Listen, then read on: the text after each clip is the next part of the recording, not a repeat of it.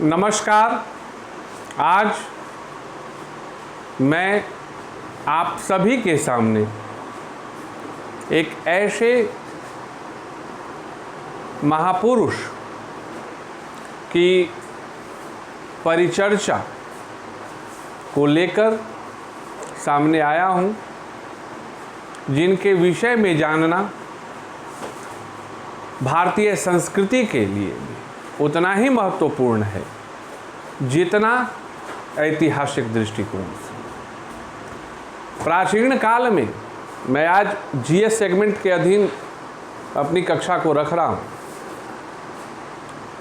सैंधवकालीन सभ्यता, पाषाणकालीन सभ्यता, इन दोनों काल पर विस्तार पूर्वक बातें हुई। सिंधु घाटी हड़प्पा की सभ्यता पर विस्तार पूर्वक बातें हुई। उसके बाद परीक्षा के दृष्टिकोण से, ज्ञान के दृष्टिकोण से अगर किसी मुद्दे को गंभीरता से समझना प्रत्येक परीक्षार्थी के लिए, चाहे वो राज्य लोक सेवा आयोग की तैयारी हो, संघ लोक सेवा आयोग की तैयारी हो, या विभिन्न प्रकार की प्रतियोगी परीक्षाओं की, पात्रता परीक्षाओं की, हर प्रकार की। जी हाँ, आज चर्चा का मुख्य बिंदु महात्मा बुद्ध है, गौतम बुद्ध। दूसरे शब्दों में यह चर्चा द्विरूपीय हो जाती है। अगर हम गौतम बुद्ध के विषय में जानें तो इसका अर्थ हुआ कि हम बौद्ध धर्म के भी विषय में जान रहे। क्यों? कारण स्पष्ट है। गौतम बुद्ध ही बौद्ध धर्म के संस्थापक थे। उनके विचारों को, उनके सिद्धांतों को अपनाकर जिस धर्म का विकास हुआ उसको बौद्ध धर्म कहते। अब सवाल आता है गौतम बुद्ध के चर्चा की, तो एक बहुत ही कॉमन चीज परीक्षा के लिहाज से, तमाम परिचर्चाएं तो होंगी, होती हैं, लेकिन किसी भी लीजेंड, किसी भी महापुरुष के लिए सबसे प्राइमरी स्तर पे, मूलभूत स्तर पे अगर किसी चीज को जानने की आवश्यकता होती है तो वह है, अगर किसी व्यक्ति की बात हो रही है तो भाई जन्म कब हुआ, कहाँ हुआ, पिता का नाम क्या था, माता का नाम क्या था, अगर परिवार है तो पत्नी का नाम क्या था, अगर संतान हुआ तो पुत्र का नाम क्या था, और अंततो गत्वा मृत्यु। और इनके साथ एक सम्मिलन होता है उनके कृतियों का, उनके कर्मों का, उनके विचारों का, उनके सिद्धांतों का। तो आज वस्तुतः हम इन्हीं सभी बातों को लेकर आपस में ज्ञान के लिहाज से, परीक्षा के लिहाज से चर्चा के लिए इकट्ठे।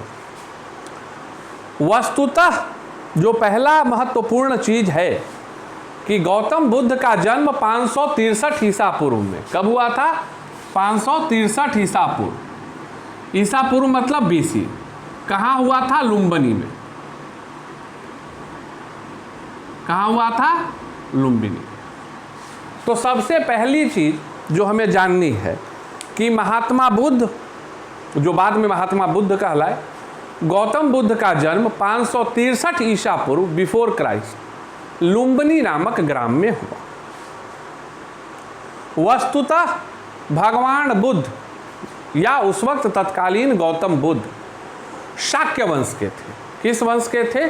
शाक्य वंश के थे, जो कि वहाँ के राजा हुआ करते थे, जो कि वहाँ के राजा हुआ करते थे। तो इनके पिता का नाम शुद्धोधन था। इनके पिता का नाम क्या था? इनके पिता का नाम शुद्धोधन था, जो कि शाक्य प्रधान थे। अब एक जानकारी जो सामान्यतः आपको नहीं रहती होगी, वस्तुतः भगवान बुद्ध उर्फ गौतम बुद्ध जिस वंश के थे, वहाँ ऐसा नहीं था कि यह परंपरागत तौर पे चली आ रही राजशाही व्यवस्था थी। वहाँ शाक्यों का एक समूह था। जिसमें से निर्धारण होता था कि भाई अगला शासक कौन बनेगा। ये बहुत बारीकी से अध्ययन करने के बाद यह जानकारी मिली। जिस प्रकार से अब एक जो सामान्य साम्राज्य होता है, उदाहरण के लिए मुगल, तो बाबर थे, तो बाबर के बाद भैया हुमायूं बनेंगे, हुमायूं के बाद अकबर बनेंगे, अकबर के बाद फलाना बनेंगे।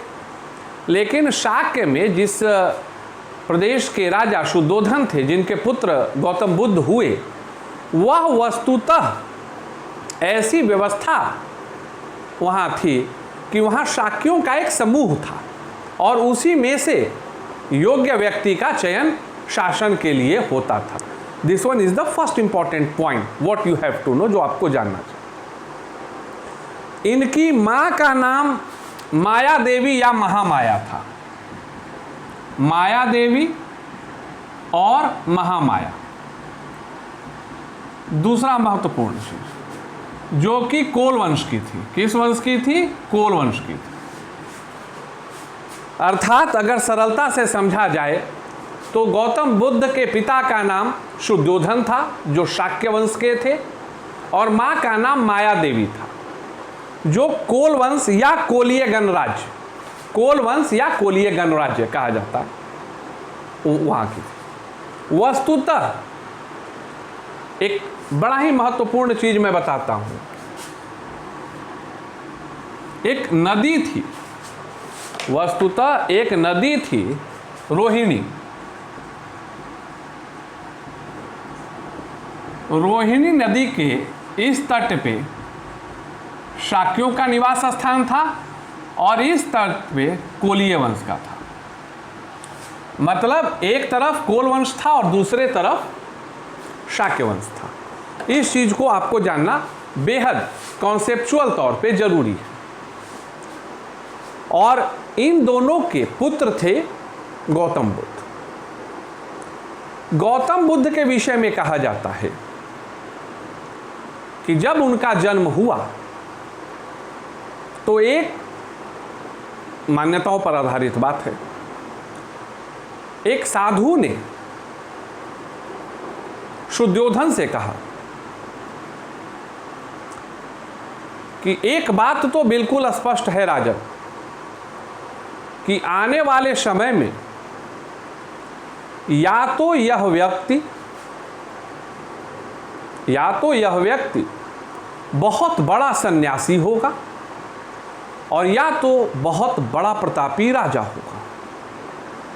सामान्यतः ऐसी बात सुनकर कोई पिता खुश नहीं होगा, और वही हाल शुद्धोधन का हुआ। जो विकल्प ऋषि के द्वारा बताए गए, साधु के द्वारा बताए गए, उस विकल्प से यह स्पष्ट था कि या तो यह प्रतापी शासक होगा और या तो सन्यासी होगा।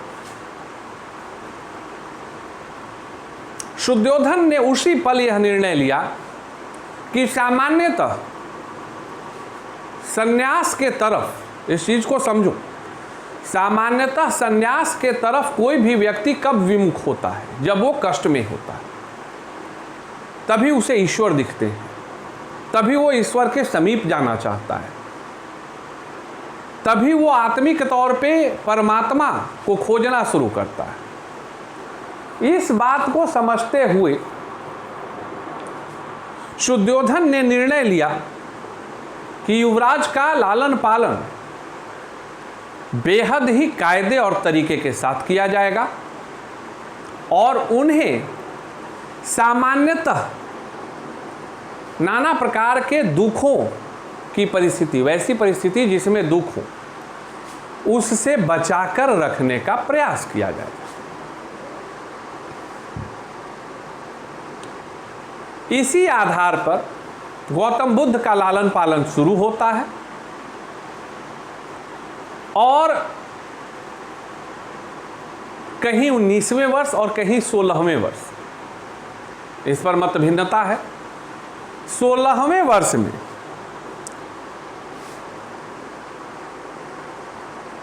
इनकी शादी,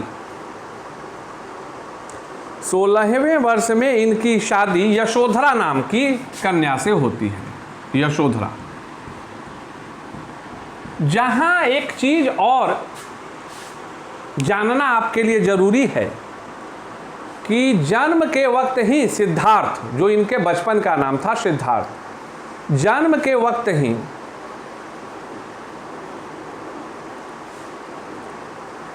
कुछ समय उपरांत उनकी मां की मृत्यु हो जाती है। और जो साक्ष्य समझ में आते हैं उसके आधार पर ऐसा माना जाता है कि इनके लालन पालन की जो जिम्मेवारी थी मां की मृत्यु के उपरांत इनकी मौसी प्रजापति गौतमी के द्वारा की गई। नवजात थे, वस्तुतः इन्होंने अपनी मां की मृत्यु को देखा नहीं, और बाद में ऋषि के अनुसार कहे गए वचनों के आधार पे दुख से इनको दूर रखा गया। शादी यशोधरा नाम की कन्या से हो जाती है और पुत्र होता है जिसका नाम होता है राहुल। पुत्र का नाम क्या होता है? राहुल। अर्थात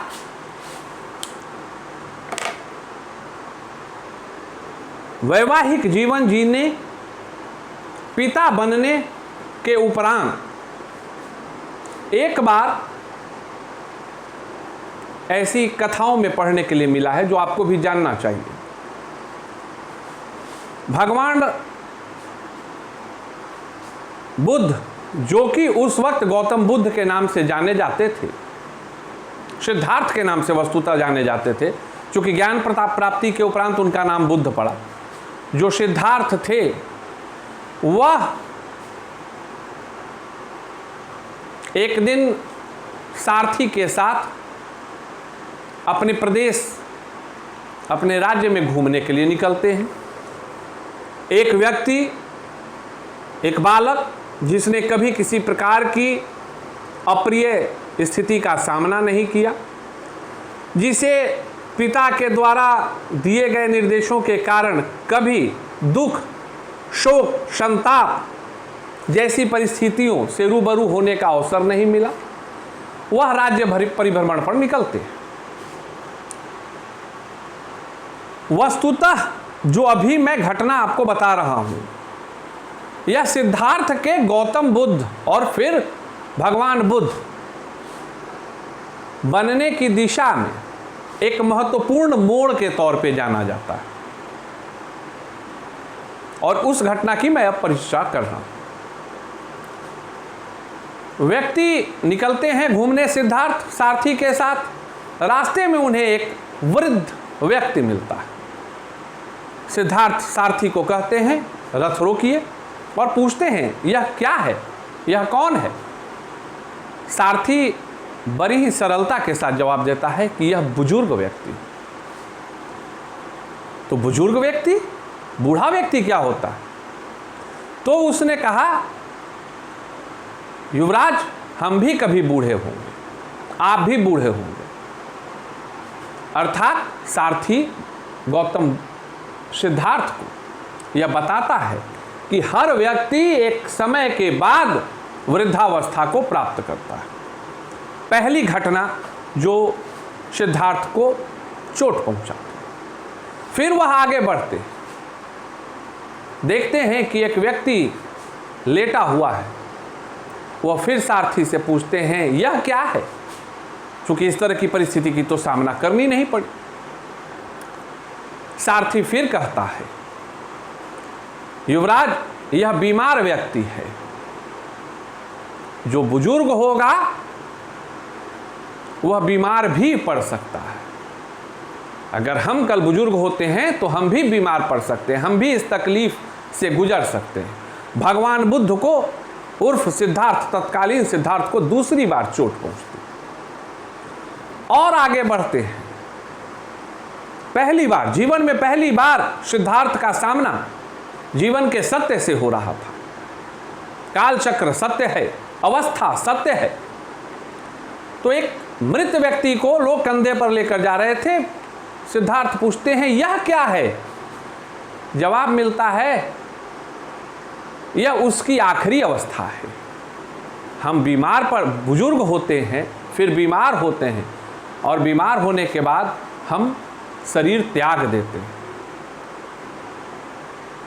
भगवान बुद्ध जो उस वक्त सिद्धार्थ के तौर पे युवराज थे, पूरे तरह से व्यथित हो जाते हैं। यह वह घटना थी जिसने आगे चल के सिद्धार्थ को भगवान बुद्ध बनाने का काम किया। वह व्यथित हो उठता है सिद्धार्थ समझ जाता है कि जीवन कुछ भी नहीं है, जीवन नश्वर है। उनका मन बेचैन होने लगता है, उनके मन में यह व्याकुलता घर कर जाती है कि इसका मतलब जो आज तक मैंने देखा वह जीवन का सत्य नहीं था, जीवन का सत्य वह है जो मैं आज देख रहा हूं। जिसका नतीजा निकलता है कि 29 वर्ष की आयु में गृह त्याग की आयु 29 वर्ष, जब वह गृह त्याग कर रहे थे तो उनकी आयु लगभग 29 वर्ष थी। 29 वर्ष की आयु में वह अपनी पत्नी और अपने बच्चे को सोता हुआ छोड़कर निकल पड़ते। वस्तुतः घर छोड़ने की घटना को ही बौद्ध धर्म के दृष्टिकोण से क्या बोला जाता है?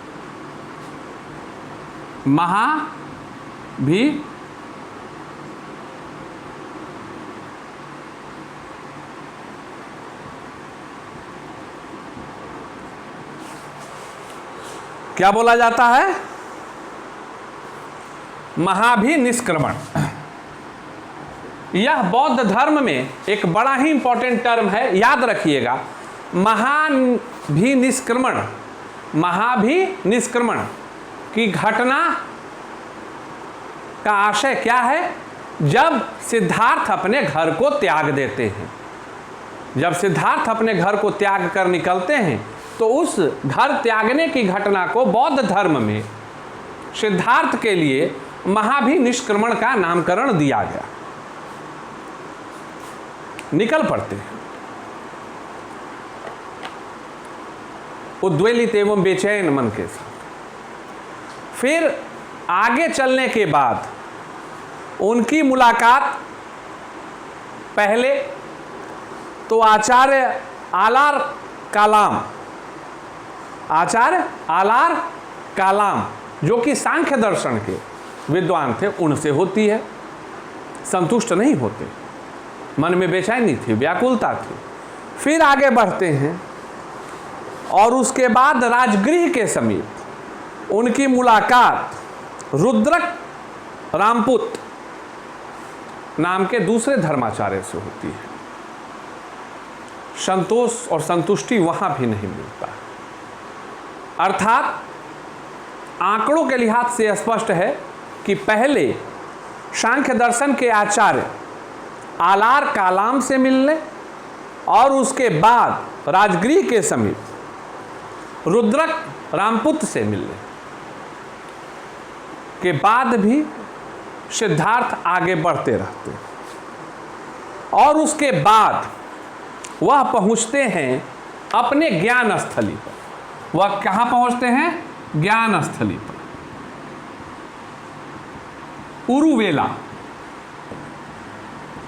उरुवेला वो जगह था बोध गया। कहीं उरुवेला करके वर्णन है, कहीं बोध गया करके वर्णन है। अर्थात ऐसा माना जाता है कि बोध गया को ही उस समय उरुवेला कहा जाता था या वहां पर वो स्थान हो। भगवान बुद्ध उरुवेला पहुंचते हैं बोध गया मतलब आज वर्तमान में बिहार।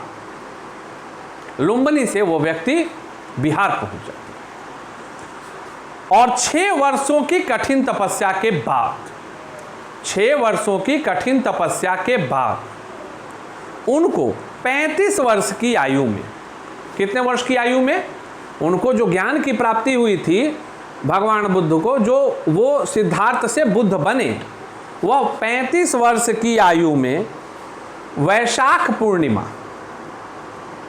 की रात में, ऐसी मान्यता है कि उनको पीपल के वृक्ष के नीचे, जिसे आज हम बोधि वृक्ष के तौर पे जानते हैं, ज्ञान की प्राप्ति होती है। पुनः एक बार उरुवेला, बोधगया का वह स्थान, 35 वर्ष की आयु में 6 वर्षों की निरंतर तपस्या के उपरांत वैशाख पूर्णिमा रात्रि में उन्हें ज्ञान की प्राप्ति होती है। और यहीं से एक नया व्यक्ति, संसार के लिए एक नई शख्सियत का जन्म होता है। जी हां, अब सिद्धार्थ जो है वो बुद्ध के तौर पे जाने जाने। याद रखना है, यह सवाल पूछा जा सकता है कि भगवान बुद्ध को ज्ञान की प्राप्ति कितने वर्ष में हुई? तो 35 वर्ष। कब हुई? वैशाख पूर्णिमा। कहाँ हुई? बोधगया या उरुवेला। अगर उरुवेला विकल्प में है और बोधगया नहीं है तो आप समझ लीजिएगा कि Uruvela is also right answer. ज्ञान प्राप्ति के उपरांत उनका नाम बुद्ध पड़ता है। बुद्ध को और एक नाम से जाना जाता है, तथागत। गौतम बुद्ध को पहले सिद्धार्थ, फिर बुद्ध या तथागत, तथागत के भी नाम से जाना जाता है, जिसका अर्थ होता है, तथागत का अर्थ होता है सत्य है ज्ञान जिसका। तथागत का क्या अर्थ होता है? सत्य है ज्ञान जिसका। और इस नाम से के अलावा अगर आपको पूछा जाए कि शाक्य मुनि किनको कहा जाता था, तो इसका भी जवाब सिद्धार्थ या गौतम बुद्ध होगा। चूंकि शाक्य कुल में पैदा लेने के कारण इनको और एक नाम दिया गया था, शाक्य मुनि। चूंकि शाक्य कुल के थे, मुनि बने, तो शाक्य मुनि के भी तौर पे इन्हीं को जाना जाता। ज्ञान प्राप्ति के उपरांत बुद्ध निकल पड़ते हैं और निकलकर वह सबसे पहले कहां पहुंचते हैं? प्रथम उपदेश सारनाथ। कहां देते हैं? सारनाथ। 5 शिष्य थे। सारनाथ में वो पहला उपदेश देते हैं 5 शिष्यों को। और इसी प्रथम उपदेश को क्या कहा जाता है? धर्म चक्र प्रवर्तन। क्या कहा जाता है? धर्म चक्र प्रवर्तन। दूसरा महत्वपूर्ण, घर त्यागने की घटना, महाभिनिष्क्रमण। प्रथम उपदेश सारनाथ में, जिसको और किस नाम से जाना जाता है? धर्म चक्र प्रवर्तन। इसके बाद, ज्ञान प्राप्ति के बाद, जब प्रथम उपदेश वो सारनाथ में देते हैं, वह वापस कहाँ लौटते हैं? राजगृह में। राजगृह में ज्ञान प्राप्ति के दूसरे वर्ष, तीसरे वर्ष और चौथे वर्ष, 3 साल उनको राजगृह में रहने का भी अवसर प्राप्त होता है। और राजगृह के तत्कालीन शासक बिंबिसार ने उनके रहने की व्यवस्था के लिए एक महाविहार बनवाया, जिसको वेलुवन कहते हैं। क्या बोलते हैं? वेलुवन। याद रखना है कि ज्ञान प्राप्ति के बाद प्रथम उपदेश सारनाथ में देने के बाद वह वापस राजगृह लौटते हैं, जहां मगध के राजा बिंबिसार ने उनके रहने के लिए एक महाविहार की निर्माण करवाया, जिसको वेलुवन के भी नाम से जाना जाता है। उसके बाद वहां रहने के उपरांत चौथे वर्ष के बाद 5वीं वर्ष में वह लिच्छवी गणराज्य जाते हैं। लिच्छवी गणराज्य क्यों फेमस है? आपको जानकारी है? ऐसा माना जाता है कि प्रथम लोकतंत्र अगर कहीं स्थापित हुआ था तो वह लिच्छवी गणराज्य में था। वह 5वें वर्ष में लिच्छवी गणराज्य में रहते हैं, जहां उनके रहने के लिए कुटाग्रशाला, एक महाविहार की बिंबिसार के द्वारा बनाया गया वेलुवन, और लिच्छवी गणराज्य में जब वो गए तो वहाँ उनके रहने के लिए जिस शाला का निर्माण करवाया गया उसको कुटाग्रशाला कहते हैं। और उसके उपरांत आप अगर साहित्य से रुचि रखते हैं, अभिरुचि रखते हैं, तो एक रचना बहुत प्रसिद्ध है, वैशाली की नगर वधू। तो वैशाली की जो प्रसिद्ध नगर वधू थी आम्रपाली, उनकी शिष्या बनती है और उसके लिए उन्होंने उनको अपनी आम्रवाटिका दान दे दी।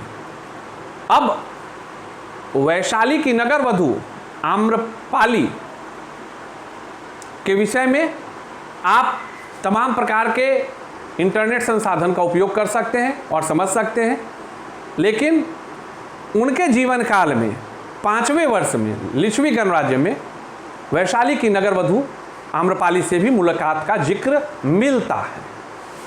और उसके बाद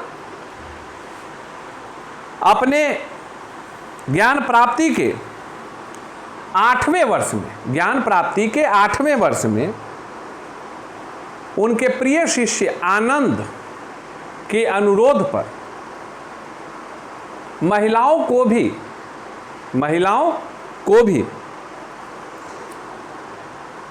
जो जिस संघ का निर्माण बुद्ध कर रहे थे उसमें प्रवेश की अनुमति मिल जाती है और महिलाओं की भी प्रवेश सुनिश्चित हो जाती है। इसी प्रकार से अपने जीवन को गुजारते हुए अपने धर्म के प्रचार प्रसार का दायित्व देखते हुए अंततः भगवान बुद्ध की मृत्यु 483 BC में हो जाती है, मतलब 80 वर्ष की आयु में। 80 वर्ष की आयु में भगवान बुद्ध अपने शरीर को त्याग देते हैं और शरीर त्यागने की घटना का नाम है महापरिनिर्वाण। शरीर त्यागने की घटना को क्या कहते हैं? महापरिनिर्वाण। वस्तुतः जो आप यह देख रहे हैं यह एक कंप्लीट आइडियोलॉजी है, इंफॉर्मेटिव डाटा है बुद्ध के लिए, जिसको आप उतार लें ताकि ऑब्जेक्टिव्स को भी मतलब गलत होने की संभावनाएं कम हो जाए। बुद्ध के उपदेश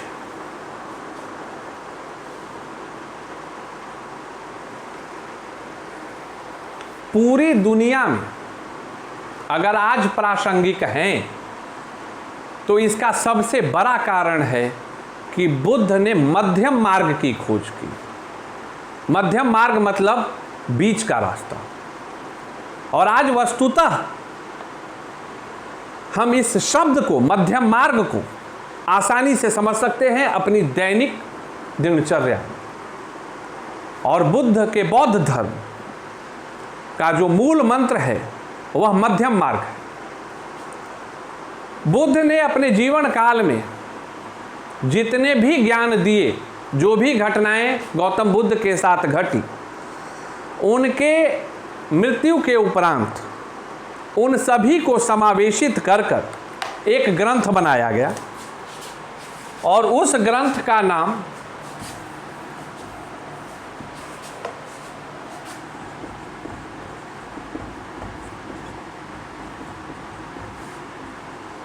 त्रिपिटक रखा गया। त्रिपिटक वह ग्रंथ है जिसमें बुद्ध के तमाम शिक्षाओं को संग्रहित कर व्यक्त करने का कार्य किया गया। आज भी अगर पूछा जाए आपसे कि बौद्ध धर्म का प्रमुख ग्रंथ कौन है, तो जवाब आपका होना चाहिए त्रिपिटक। बौद्ध धर्म का प्रमुख ग्रंथ कौन है? त्रिपिटक है। त्रिपिटक के 3 खंड हैं, जिस प्रकार से वेद के 4 खंड होते हैं। पहला विनय पिटक, दूसरा सुत्त पिटक, तीसरा अभिधम्म पिटक। गौतम बुद्ध को तथागत, सिद्धार्थ, शाक्य मुनि के साथ साथ एशिया के ज्योतिपुंज के भी तौर पर जाना जाता है। गौतम बुद्ध की प्रासंगिकता पर चर्चा यह हमारे लिए शिक्षा के लिहाज से बहुत ही महत्वपूर्ण है, क्योंकि वैचारिक तौर पर बुद्ध को किसी भी प्रकार की परिचर्चा की जरूरत नहीं है। कारण स्पष्ट है, अगर आज भारत से जुड़े होने के बावजूद बौद्ध धर्म का फैलाव देखें तो न जाने कितने राष्ट्र बौद्ध धर्म से अपने आप को जोड़ कर रखे हैं। सशक्त राष्ट्रों में जापान, चाइना, बर्मा, कई राज्य, कई देश हैं। वस्तुतः देश जो है पॉलिटिकल साइंस का शब्द नहीं है, पॉलिटिकल साइंस में राज्य कहा जाता है। और इसीलिए मैं सामान्यतः जब जीएस सेगमेंट में आता हूं तो मैं राज्य अगर कहता हूं तो राज्य कहने का आशय बिहार और उत्तर प्रदेश नहीं है, राज्य कहने का आशय राष्ट्र होता है। गौतम बुद्ध के द्वारा स्थापित बौद्ध धर्म को दो भागों में बांटा गया। एक का नाम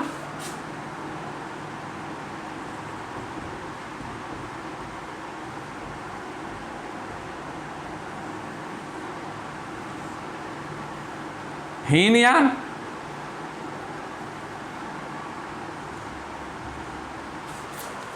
एक का नाम, एक सेकेंड, हीनयान और दूसरे का नाम महायान। एक का नाम हीनयान और दूसरे का नाम महायान। अब बहुत ही कॉन्सेप्चुअल क्लास मैं आज समावेशित करने का प्रयास कर रहा हूं। आप किसी भी संप्रदाय को ले लीजिए, हिंदू धर्म में शैव है तो वैष्णव है, इस्लामिक सभ्यता में शिया हैं तो सुन्नी है, भिन्न भिन्न विचारधाराओं। उसी प्रकार से बौद्ध धर्म में हीनयान और महायान। हीनयान जो है वह उसका शाब्दिक अर्थ होता है निम्न मार्ग, हीनयान का शाब्दिक अर्थ होता है निम्न मार्ग, और महायान का शाब्दिक अर्थ होता है उत्कृष्ट मार्ग। महायान का शाब्दिक अर्थ क्या होता है? उत्कृष्ट मार्ग। हीनयान में भगवान बुद्ध को एक महापुरुष माना गया। हीनयान में भगवान बुद्ध को एक क्या माना गया? महापुरुष माना गया। और महायान में उन्हें देवता माना गया। मैं तीन अंतर बता रहा हूं। पहला, हीनयान का अर्थ अगर यह थ्योरेटिकल वे में भी पूछा जाए तो हीनयान का शाब्दिक अर्थ होता है निम्न मार्ग और महायान का शाब्दिक अर्थ होता है उच्च मार्ग। हीनयान में भगवान बुद्ध एक महापुरुष थे और महायान में भगवान बुद्ध ईश्वर थे। और तीसरा, हीनयान मूर्ति पूजा में विश्वास नहीं रखता है, जबकि महायान आत्मा और पुनर्जन्म में विश्वास रखता है। शायद रियर ऑफ रियरेस्ट मैंने कहीं इस डिस्क्रिप्शन की चर्चा देखी हो, क्योंकि जब हम भगवान बुद्ध, सिद्धार्थ बुद्ध, भगवान बुद्ध, शाक्य मुनि बुद्ध और उनकी कृति बौद्ध धर्म की अगर चर्चा करें तो उनकी चर्चा संपूर्ण न होगी अगर उस बौद्ध धर्म के भाग की चर्चा नहीं। और अंततः आपको याद होगा कि मौर्य वंश के संस्थापक चंद्रगुप्त मौर्य जैन धर्मावलंबी थे। श्रवणबेलगोला में उनकी मृत्यु हुई थी, लेकिन आगे चलकर उन्हीं के वंश के सबसे प्रतापी शासक सम्राट अशोक बौद्ध धर्म को स्वीकार करते हैं। कलिंगा युद्ध के बाद वो बौद्ध धर्म में लग जाते हैं। लग ही नहीं जाते हैं, वो अपने संतान, पुत्र पुत्रियों सबको समस्त भारत, साथ में श्रीलंका तक में बौद्ध धर्म के प्रचार प्रसार के लिए भेजते हैं। यह इस बात को बताने के लिए काफ़ी था कि आखिर बौद्ध धर्म का विस्तार कैसे हुआ। एक विचारधारा जो आगे चल के एक धर्म का स्वरूप धारण करती। और आज भी जो बौद्ध धर्मावलंबी होते हैं उनके विषय में ऐसे कहा जाता है कि उनके पास भगवान बुद्ध के बताए उपदेशों के कारण बेहद ही शक्तिशाली आत्मिक शक्ति होती है जो उन्हें योग और साधना के माध्यम से मिलती है। उम्मीद करते हैं कि आज भगवान बुद्ध पर बताया लाइव सेशन में यह जो आज की परिचर्चा थी वह उनके जीवनी, उनके धर्म और अब इसमें जो बौद्ध संगतियां हुई तो उसको भी थोड़ा याद रख लें। जैसे प्रथम संगति कहाँ हुई तो राजगृह में हुई। अध्यक्ष कौन थे, शासक कौन थे राजगृह के उस वक्त? अजातशत्रु। द्वितीय संगति कहाँ हुई? वैशाली में हुई, कालाशोक। तृतीय संगति कहाँ हुई? पाटलिपुत्रा में सम्राट अशोक। तृतीय संगति बौद्ध संगति। चतुर्थ संगति कहाँ हुई? कुंडलवन, आज कश्मीर में है कुंडलवन, और वहाँ के शासक थे कनिष्क। अब यह बताने के लिए काफ़ी है कि भगवान बुद्ध को क्यों भगवान बुद्ध कहा जाता है। अगर मैं उन्हें भगवान बुद्ध कह रहा हूँ बार बार लगातार तो क्यों कह रहा हूँ, इसको समझने के लिए इससे ज़्यादा आसान उदाहरण और कुछ नहीं होगा। उम्मीद करते हैं सेशन अच्छा लगा होगा। Study hard, right the notes, make the notes, right the important fact with the relevant of Siddharth alias Gautam Buddha alias Shakya मुनि तथागत। धन्यवाद। लगे रहिए, पढ़ते रहिए, बढ़ते रहिए। जय हिंद, वंदे मातरम।